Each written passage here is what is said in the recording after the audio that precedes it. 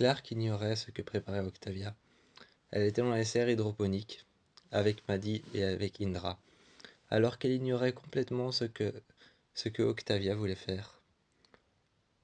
Lorsqu'elle vit dans les serres hydroponiques, juste derrière un mur de verre couvert d'une bâche noire, elle fit tomber la bâche noire et la bâche tomba à ses pieds. Juste devant elle, de nombreux cadavres sous des cuves en verre. Elle protégea Maddie en se mettant devant elle, et Indra se tourna vers Clark.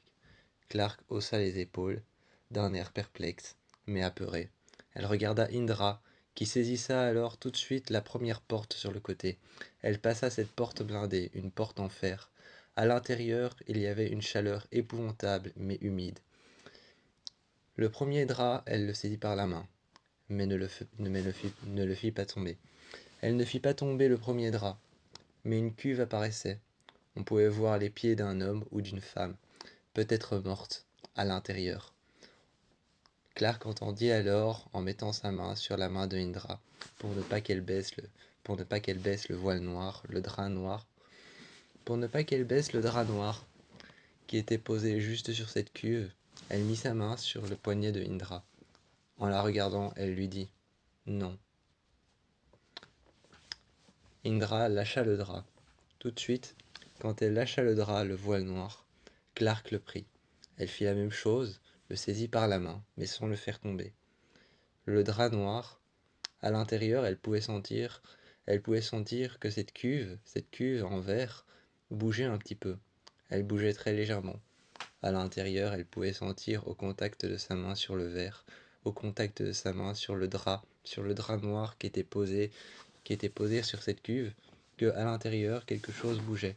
Quelque chose bougeait comme des millions d'anguilles qui s'entrecroisaient. Quelque chose était en train de bouger, à l'intérieur de ces corps morts ou peut-être maintenus en vie, pour qu'ils ne puissent faire qu'une seule chose, bouger les yeux et ressentir la douleur. Clark se recula d'un pas, protégea encore Maddie. Elle demanda à Maddie d'aller le plus loin possible des serres hydroponiques. Emporta Maddie avec elle. Elle sortit par la même porte, repoussa la porte et enferma Clark à l'intérieur. Une à une, Clark se mit alors à regarder les cuves. Elle les regardait, mais toujours avec le drap dessus. Elle ne savait pas ce qui se passait, et elle écoutait à l'intérieur. En se mettant tout près des cuves, elle entendait un bruit comme si quelque chose à l'intérieur bougeait, comme si des millions de vers ou alors des millions d'anguilles étaient en train étaient en train de se passer l'une sur l'autre et de s'entrecroiser dans de l'eau, comme si elles étaient humides, mais qu'elles s'entrecroisaient et passaient l'une sur l'autre dans un filet d'eau qu'il y avait à terre. Mais ce n'était pas ça. Ce n'était pas ça qu'il y avait en dessous des cuves. Elle ignorait toujours.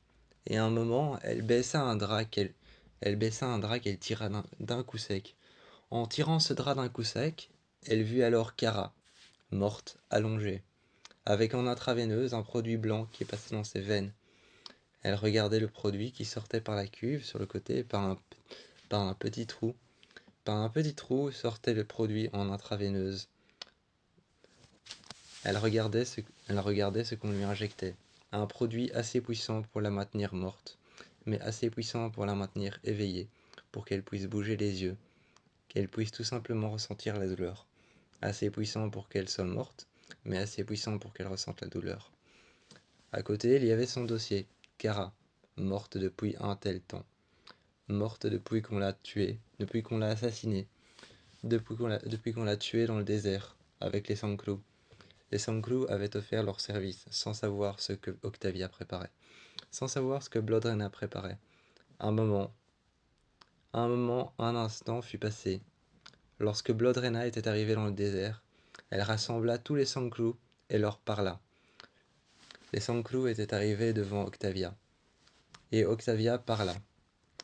Elle dit alors aux Sanklu de leur offrir les services, et qu'en échange, elle leur offrirait un refuge quelque part.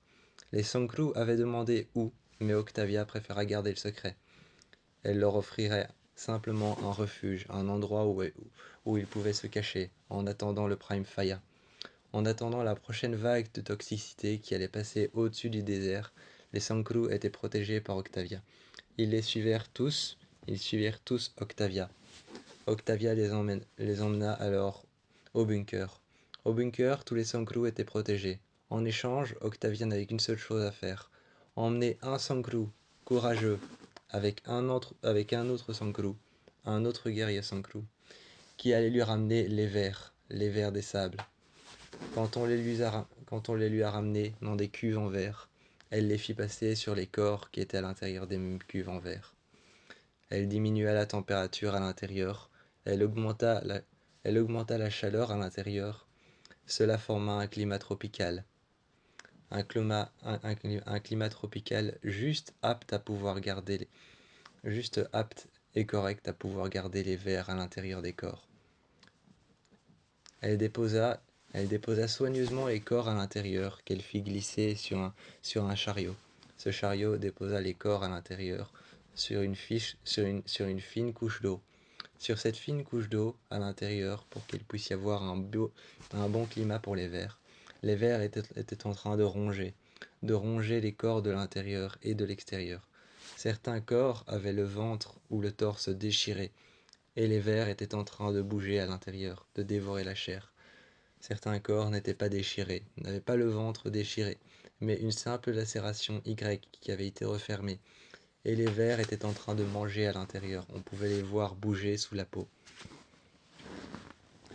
Quand Clark vit ça, elle sortit immédiatement et avertit alors Indra. Elle avertit Indra en lui disant que Elle avait averti Indra en lui disant que Octavia avait prévu tout simplement de lancer une vague de vers des sables sur la vallée. Pour pouvoir obtenir la vallée, elle avait prévu de lancer une vague de vers des sables, de lancer tous les cadavres, de les balancer un à un, de les lancer sur la vallée pour pouvoir l'obtenir. Ainsi, elle créait le plus gros génocide qu'elle Ainsi, elle allait créer le plus gros génocide. Elle allait créer le plus gros bain de sang pour pouvoir une fois remonter à la surface du bunker. Elle avait prévu de faire ça elle avait prévu de faire ça en faisant alliance avec Diyoza. Diyoza ainsi serait protégée par Octavia. Octavia avait prévu de remonter à la surface seule pour faire alliance avec Diyoza, pour qu'elle puisse avoir son vaisseau. Elle retourna alors auprès du bunker à l'intérieur. Et Clark retourna auprès d'Indra en lui racontant tout ça.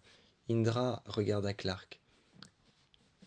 Indra regarda Clark et dans un long silence, elle lui dit « C'est un très bon plan. C'est un très bon plan pour obtenir la vallée. » Clark regarda une dernière fois Indra en lui disant que toutes les personnes allaient mourir, mais que toutes les choses vivantes sur la vallée allaient peut-être y passer aussi. Dès lors, pour Clark, il ne s'agissait même plus de réfléchir. Il ne s'agissait même plus de prendre une décision ou alors de réfléchir à quoi que ce soit. Dès lors, pour Clark, il était temps d'agir et d'aller voir Octavia. Elle arriva devant deux portes blindées sur lesquelles il y avait le symbole du bunker, et elle demanda à Octavia. En tambourinant très fort sur les deux portes, elle demanda à Octavia de la laisser rentrer.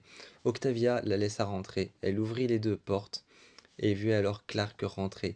Frappant sur la table, elle se retourna vers Octavia en lui disant qu'elle ne pouvait pas faire ça. Octavia déposa son arme, déposa son sabre, et déposa alors toutes ses armes dessus, sur la table, en regardant Clark, et en la menaçant qu'il fallait simplement maintenant agir, qu'il fallait agir à toute vitesse, avant que le bunker ne soit trop rempli, et avant qu'il ne puisse plus vivre au bunker, avant qu'il ne soit obligé de remonter à la surface et de subir les vagues toxiques, et de subir les vagues toxiques comme le Prime Fire. Il était temps d'agir maintenant, et devant elle, Clark avait toutes les armes d'Octavia, les armes des Sankru, les armes des Trikru et les armes des Wankru. Toutes les armes étaient disposées sur la table. Octavia regarda Clark et lui dit alors « Fais ton choix ». En prenant son sabre, avant que Clark ne puisse décider de prendre une arme, Octavia prit alors son sabre et regarda Clark, en lui disant « Fais ton choix ». Elle bougea un peu avec son sabre, les armes sur la table, à chaque fois dirigeant le canon vers Clark. Et Clark prit une arme. Elle la chargea, et la prit alors à main nue. À main nue, elle chargea l'arme. Prête, avec le doigt sur la détente. Avec le doigt sur la détente et avec juste le bout de l'arme vers le bas. Avec le pointeur de l'arme vers le bas. Elle regarda Octavia. Elle lui dit « Et maintenant ?» Octavia pointa son sabre vers Clark en lui disant « Si tu veux me faire changer d'avis, il va falloir me battre dans l'arène. » Descendant toutes les deux dans l'arène, Gaïa prit alors l'épaule de Octavia, en lui disant qu'il ne fallait pas faire ça, qu'il ne fallait pas le faire et qu'elle ne pouvait pas condamner Clark à descendre dans l'arène, qu'elle n'avait rien fait et qu'elle n'avait pas désobéi aux ordres du bunker. Octavia se retourna vers Gaïa et lui dit alors avec son arme pointée juste sous son cou « Soit tu es un Wonkru, soit tu es un ennemi des Wonkru. Choisis ton camp. » Gaïa regarda alors Clark partir avec Octavia. Octavia reprit son arme et la fit simplement glisser la lame vers le bas, sur le sol. Juste arrivée à l'intérieur de l'arène, avant que l'on ouvre la porte, Gaïa prit alors l'épaule de Clark en lui demandant « Tu n'es pas obligé de faire ça. » Octavia se retourna encore une fois avec son arme, et Gaïa lâcha sa main de l'épaule de Clark. Clark prit alors son arme et chargea encore une fois son arme. Elle regarda si elle était bien chargée, en pointant son arme sur Octavia. Octavia commença alors à pointer son arme de côté. Son grand sabre mis de côté, le long de son bras pour se protéger devant elle. Elle commença alors à mettre son sabre juste devant Clark. Clark pointa son arme et commença à sortir 2 sabres qui faisaient la taille de ses avant-bras. Elle sortit 2 sabres accrochés à ses épaules, accrochés dans son dos. Elle sortit ces 2 sabres et commença à esquiver les coups. Elle commença à esquiver coup après coup, Octavia la menaçant de dire que ce n'était que ce qu'elle avait dans le ventre. Clark ne fit que attaquer et attaquer en s'avançant. Elle se retrouva un moment par terre. Piégée par terre, elle se retrouva juste sur le sol. Tenant ses sabres au sol, elle ne pouvait plus se redresser en les prenant vers le haut. Octavia mit alors juste un pied sur la jambe de Clark, pointant son arme juste devant son visage, pointant son couteau juste devant son visage. Elle lui demanda de se relever, lui laissant une dernière chance de la faire changer d'avis et d'arrêter son plan. Clark se releva en disant « Reprends ton arme, ce n'est pas fini. » Octavia reprit son arme et continua à encaisser les coups après coups. Cette fois-ci, c'était Octavia qui était en état de faiblesse. Clark commença alors à l'attaquer avec ses 2 sabres les uns après les autres. Elle prit finalement son arme dans son dos, son fusil. Elle le chargea et le mit alors face à Octavia. Octavia la regarda. Elle rangea son arme et dans un silence calme, dans un silence plat, elle regarda alors Clark et Octavia dit alors « Tu es tenace, tu es une guerrière, tu as du potentiel. J'aime ça. » Elle coupa alors la paume de sa main. Elle regarda à l'intérieur, le sang coulait, en lui disant qu'elle était une sang d'ébène. Elle coupa alors la paume de sa main, et Octavia fit alliance avec Clark. Maintenant tu es de mon peuple, serrant son autre main avec sa main qui avait été coupée. Elle lui dit « Je mélange mon sang rouge à ton sang d'ébène. Tu es maintenant des nôtres. » Elle fit la même chose avec Maddie. Regarda Clark à cet instant précis et dit alors « Dès l'aube demain matin, je veux combattre Maddie dans l'arène, afin de pouvoir changer mon plan. Dès l'aube demain, je combattrai Maddie dans l'arène. » Clark se mit devant Maddie et dit alors « Hors de question. » En se mettant juste devant Maddie et en la protégeant, elle se mit aussi devant Octavia. Octavia répéta alors avec son arme « Si tu veux rompre le pacte, si tu veux rompre mon plan, il faudra que je me batte contre Maddie. » Clark partit avec Maddie. Elle partit sans se retourner, laissant Octavia à l'intérieur de l'arène. Indra arriva devant Octavia en lui disant « Je pense que cette fois-ci tu as échoué ». Jetant son arme sur le côté, Octavia rejoigna alors Clark. La reprenant par l'épaule, elle lui dit « Et tu abandonnes, comme une défaitiste ». Clark se retourna, pointant son fusil juste sur Octavia, en lui disant « Je n'abandonne pas, je vais juste essayer de rompre ton plan à ma manière ».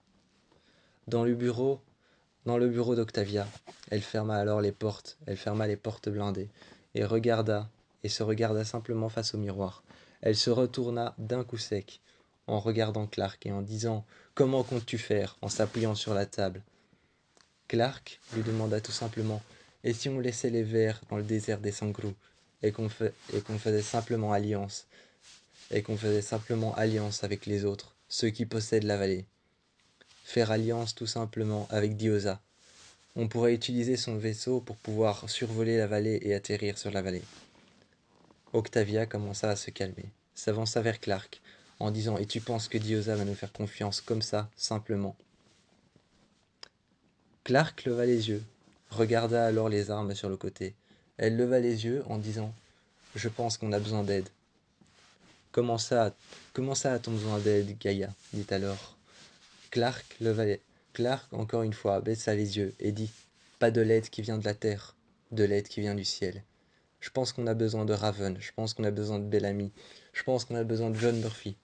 On a besoin qu'ils descendent sur Terre, on a besoin de les appeler. Il faut qu'on passe un appel radio.